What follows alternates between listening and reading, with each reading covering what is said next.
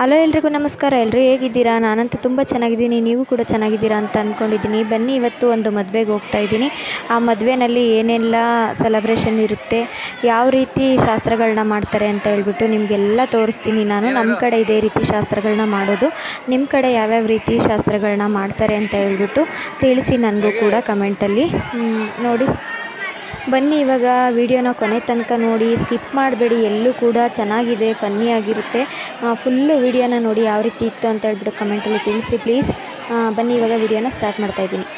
Friends, ಇದಕ್ಕೆ ನಾನೇನು voice over ಕೊಡ್ತಾ ಇಲ್ಲ. ಯಾಕೆ ಅಂತಂದರೆ ಇದರಲ್ಲಿ ಸಾಂಗು ಮತ್ತು ಅದರದ್ದೇ ಸೌಂಡು ಇದೆ, ಹಂಗಾಗಿ ನಾನು ವಾಯ್ಸ್ ಓವರ್ ಏನು ಕೊಡ್ತಾ ಇಲ್ಲ. ಆದಷ್ಟು ಅಲ್ಲಲ್ಲಿ ಸ್ವಲ್ಪ ಕೊಟ್ಟಿದ್ದೀನಿ ಅಷ್ಟೇ. ನೋಡಿ, ಅಡ್ಜಸ್ಟ್ ಮಾಡ್ಕೊಳ್ಳಿ.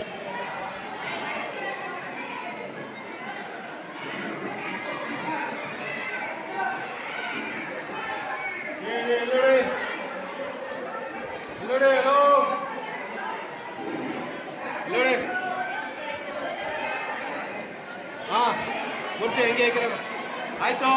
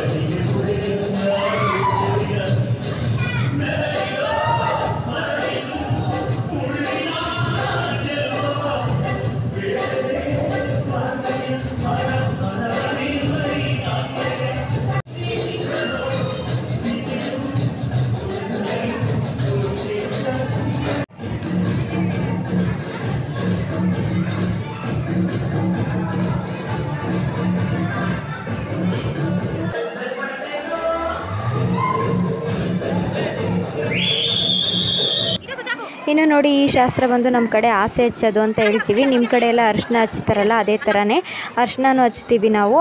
ಆಸೆ ಹಚ್ಚೋದು ಅಂತ ಹೇಳ್ತಾರೆ. ಅಂದರೆ ರಂಗೋಲಿನ ಹಾಕ್ಬಿಟ್ಟು ಅದ್ರ ಮೇಲೆ ಗಂಡು ಹೆಣ್ಣನ್ನು ಕೂರಿಸಿ ಈ ಥರ ಅರಿಶಿನ ಎಲ್ಲ ಹಚ್ಚಿ ತಂದಿರೋ ಬಟ್ಟೆಗಳನ್ನೆಲ್ಲ ಅವ್ರಿಗೆ ಕೊಡ್ತಾರೆ.